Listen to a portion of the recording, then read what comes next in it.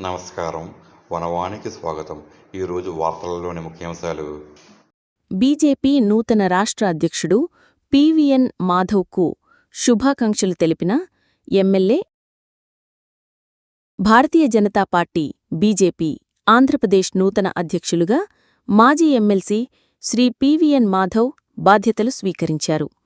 విజయవాడలోని SS convention హాల్లో జరిగిన ఈ కార్యక్రమానికి అనపర్తి శాసనసభ్యులు శ్రీ నల్లమిల్లి రామకృష్ణారెడ్డి హాజరయ్యారు.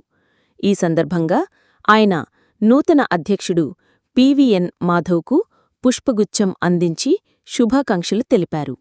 ఈ బాధ్యతల స్వీకరణ కార్యక్రమానికి బీజేపీ ఎంపీలు, ఎమ్మెల్యేలు, పార్టీ నాయకులు మరియు కార్యకర్తలు పెద్ద సంఖ్యలో హాజరయ్యారు.